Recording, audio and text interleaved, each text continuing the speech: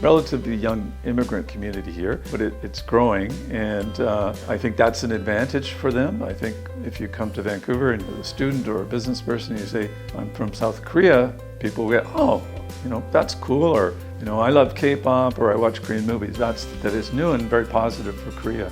I come back, see the restaurants, I see more Korean signs, Korean churches, but compared to some of the other communities, I'm not seeing a lot of Korean culture. The South Indian community and the Chinese community are the biggest communities here, I believe. Korea's catching up, but it's still smaller. But those communities have cultural events involving food and music and so on.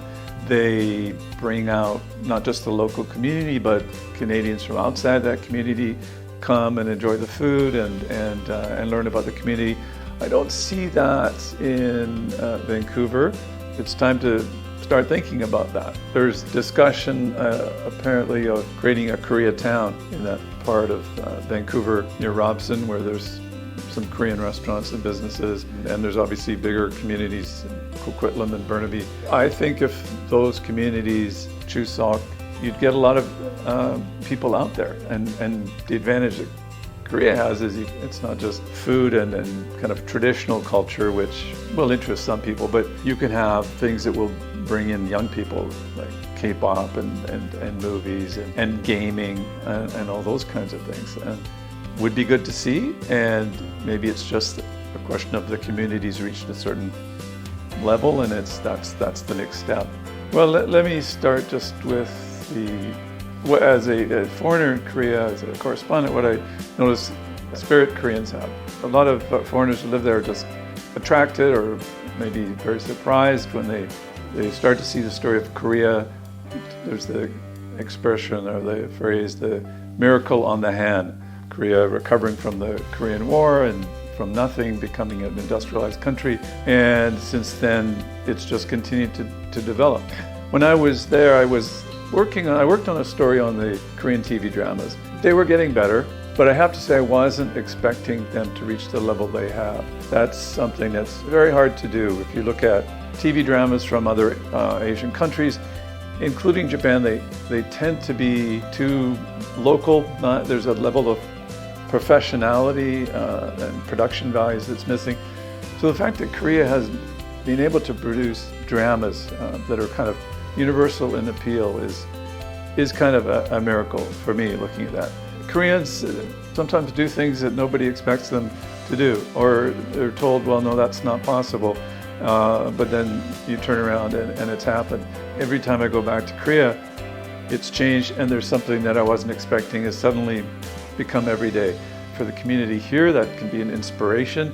I'm not an expert on the situation of Koreans here, but I think that one of the key challenges is obviously language. I think particularly if you're running a business, there's challenges. But I also feel that maybe those challenges are not as big as people think. I train business people here to write in better English, and they're native speakers. But what they write is not clear. It's they want to use a lot of big fancy words and business jargon and buzzwords. That's not really good communication. So the fact that you're not a native speaker really isn't the big challenge. If you look at how to write in very clear, plain English, I think in any culture the language is important, but Koreans are a little bit like Canadians in some way. They're a little bit shy, I think, about their abilities. They don't want to toot their own horn. But actually the level of English among Koreans I found is pretty high, higher than Japan. Wouldn't take much coming here to get your business English up to a level that's going to be perfectly acceptable. It doesn't matter if you're making a few grammatical mistakes, nobody cares. If you can say something in clear, simple words that people can understand, they'll be happy and they'll appreciate that. We heard that Kamwa TV is putting together a summer camp for young Koreans here. So that's a very exciting idea, and Orvis Leadership hopes to be a part of it. The kind of courses that we do that are directed at young people, anything from basic business writing to putting together a presentation, but also one of our focuses is leadership communication, meaning communication as a leadership skill.